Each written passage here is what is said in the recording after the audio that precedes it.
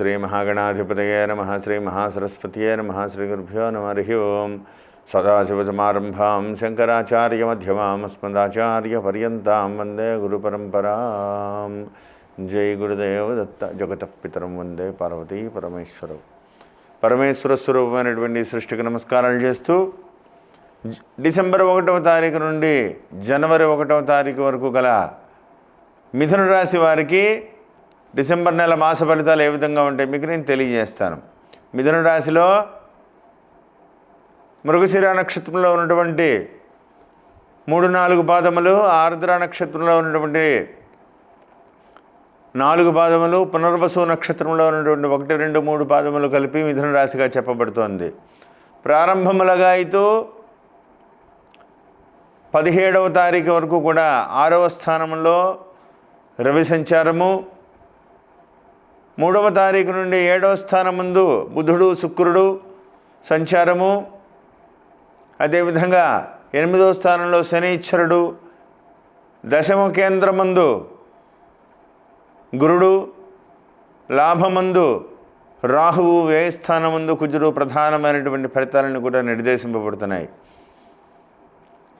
పరమేశ్వరుడు దయ గత కొద్ది రోజులుగా చాలా ఇబ్బందులు పడుతున్నారు. అష్టమ శని యొక్క ప్రభావం వెనక్కి వెళ్ళిపోయి మళ్ళీ వక్రించి వెనక్కి వచ్చి అనేక రకాలైనటువంటి బాధలు పడుతూ ఉన్నారు.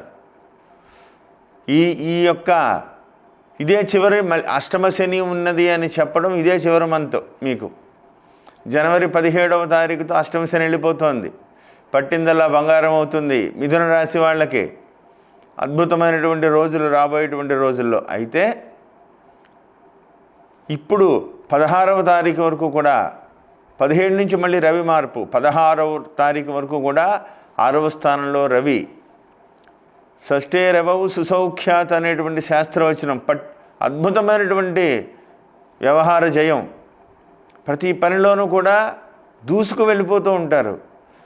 ఎటువంటి కార్యాచరణ అయినా సరే మీ యొక్క తెలివితేటలతో, మీ యొక్క ఆలోచన విధానంతో మీకు అనుకూలంగా మీరు మార్చుకోగలుగుతారు. దానివల్ల సంఘంలో మంచి పేరు ప్రఖ్యాతులు రావడమే కాకుండా ప్రతి వ్యవహారాన్ని కూడా, అంటే ఎవరో కష్టపడి పనిచేస్తారు, మీరు చెప్పారు, ఆ కష్టానికి వెనకాల మీరు ఉన్నారని ఎదుటి వ్యక్తులు అనుకుంటూ ఉంటారు. అనుకోకుండా ఆ క్రెడిట్ మీకు చేరుతూ ఉంటుంది. అది కూడా మీకు ఒక రకంగా మంచిది. గతంలో వాళ్ళకి మీ వల్ల సహాయం మేము పొందున్నాము, మీరు ఈ సాయం మీకు పరోక్షంగా మీ వల్ల మాకు ఈ సాయం పొందిందని మీకు అప్రిషియేషన్స్ వచ్చేస్తూ ఉంటాయి. మీకు ఆశ్చర్యం వేస్తూ ఉంటుంది, ఇదే విధంగా జరిగింది అని అనుకుంటూ ఉంటారు. రవి 6వ స్థానంలో ఉన్నటువంటి రవి సంఘంలో కీర్తి ప్రతిష్టలు ఆ విధంగా మీకు తెచ్చిపెడతారు. లాభరాహు అనుకూలంగా ఉన్నారు. ప్రతి విషయాన్ని కూడా నిర్మోహమాటంగా చెప్పండి. అనవసరమైనటువంటి బాధ్యతల్ని, అనవసరమైనటువంటి వ్యవహారాలని నెత్తి మీద వేసుకోకండి. మీ వల్ల అవుతుందా, ఒకవేళ అయినా సరే అవి ఎదుటి వ్యక్తులను అంచనా వేయండి.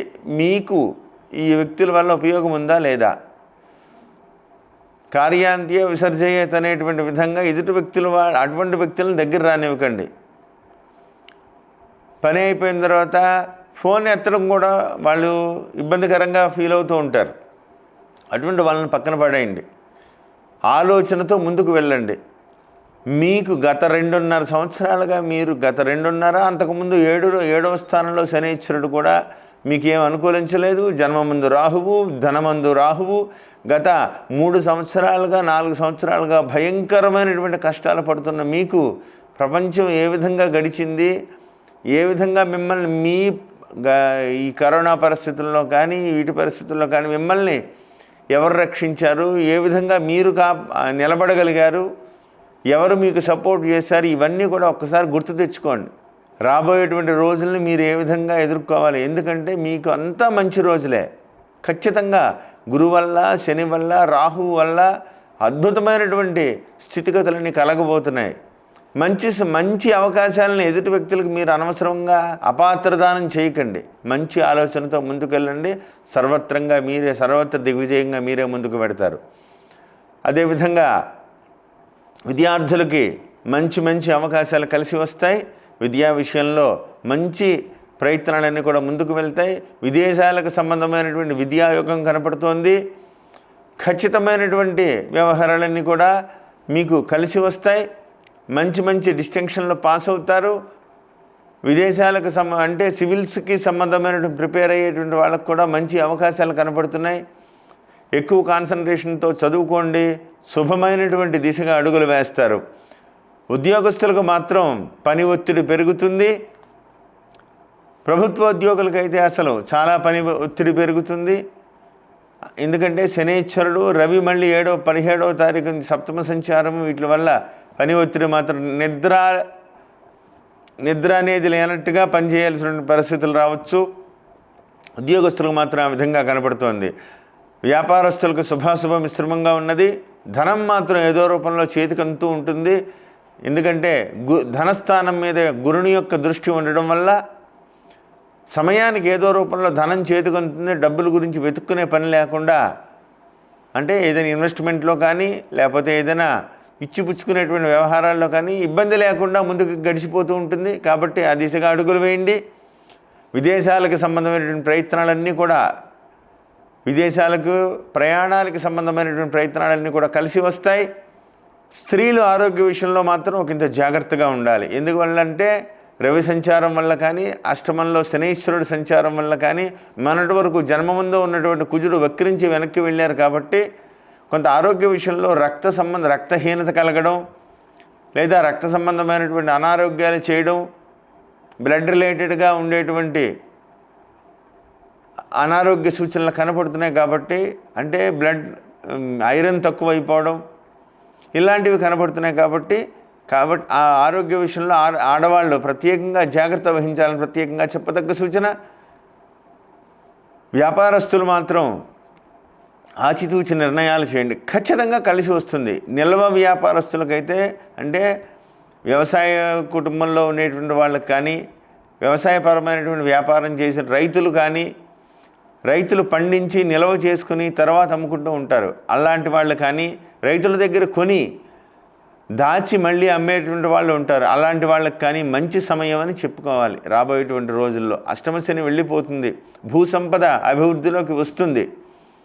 రాబోయేటువంటి రోజుల్లో కొంత ప్రపంచం ఆర్థిక మాంద్య దిశగా అడుగులు పడుతున్నాయని చెప్పి ప్రపంచం అంతా కూడా ఇప్పుడు అనేక రకాలుగా పడుతున్నాయి. ఎందువల్లంటే జరిగినటువంటి కాలసర్పయోగాల వల్ల, వీటి వల్ల కొంత ఇబ్బందులు జరిగేటువంటి అవకాశాలు కనపడుతున్నాయి. కాబట్టి మీకు కాదు, ధన సంబంధమైనటువంటి వ్యవహారాల్లో ఒకంత ఆచితూచి నిర్ణయాలు, ఎక్కువ బర్డెన్స్ మీద పెట్టుకోవడం, అంటే నూతన గృహయోగం కనపడుతోంది, నూతన వాహన యోగం కనపడుతుంది. ఒకేసారి కాకుండా ఒక సిస్టమేటిక్గా ప్లాన్ చేసుకుంటూ కనుక మీరు ముందుకు వెళ్ళగలిగితే, ఖచ్చితమైనటువంటి ఆలోచనతో ముందుకు వెళ్ళగలిగితే ప్రపంచం మీ చుట్టూ తిరుగుతున్నట్టుగా మీకు అనిపిస్తుంది. చాలా గర్వంగా ఉంటుంది. మీకు మీదే పైచేయిగా ఉంటుంది. ప్రతి వ్యవహారంలోనూ కూడా ధన సంబంధమైనటువంటి వ్యవహారాలు కూడా కలిసి వస్తాయి. ప్రతి వ్యవహారాన్ని కూడా అంటే మీరే రాజు మీరే మంత్రి అన్నట్టుగా ఉంటుంది. సర్వత్ర దిగ్విజయంగా ఉంటుంది. ఈ విషయంలో మీకు సందేహమే లేదు.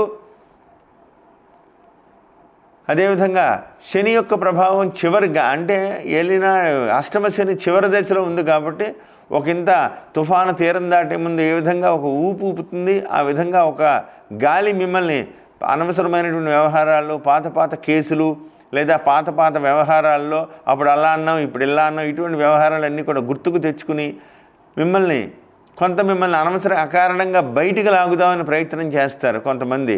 కాబట్టి ఆ విషయాల్లో కొంత జాగ్రత్త వహిస్తే, అంటే నొప్పించక తానొవ్వక అన్నట్టు సామెత ప్రకారంగా అనవసరమైనటువంటి వ్యవహారాల్లో మీరు వేరు పెట్టద్దు, మీరు అనవసరంగా డిస్కషన్స్లోకి వెళ్ళొద్దు.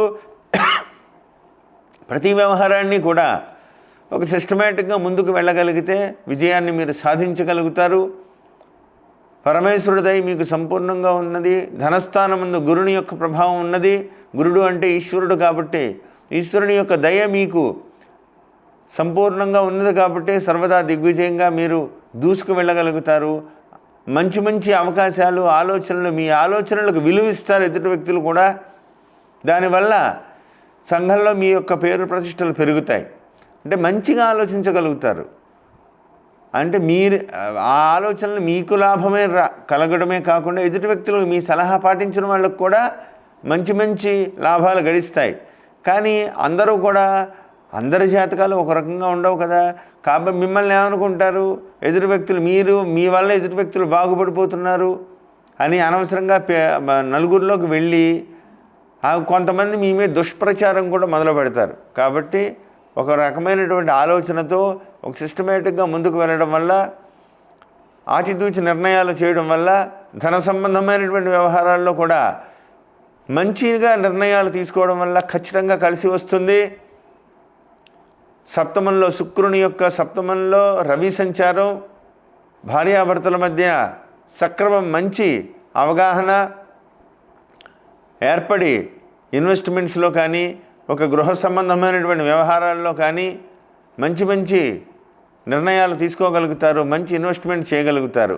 పిల్లల విషయంలో పంచమంలో కేతువు వల్ల పిల్లల విషయంలో ఒక రకమైనటువంటి టెన్షన్ కలుగుతుంది. వాళ్ళ విద్యాబుద్ధుల మీద కానీ వాళ్ళ వ్యవహారాల్లో కానీ ఒక రకమైనటువంటి టెన్షన్ కలుగుతుంది. ఎందుకంటే పంచమ స్థానం మీద అష్టమంలో ఉన్నటువంటి శనైశ్వరుని యొక్క దృష్టి కూడా ఉన్నది. కాబట్టి పిల్లల వల్ల ఒక ఇంత టెన్షన్ కలిగేటువంటి అవకాశం కనబడుతుంది. వాళ్ళ మీద ఒక దృష్టి పెట్టండి, వాళ్ళ నడవడిక మీద ఒక దృష్టి పెట్టి వాళ్ళ మంచి మార్గంలో ముందుకు వెళ్ళేలా మీరు ఆలోచించగలిగితే ప్రతి విషయానికి కూడా వాళ్ళకు కూడా కలిసి వస్తుంది, సర్వదా దిగ్విజయంగా ఉంటుంది.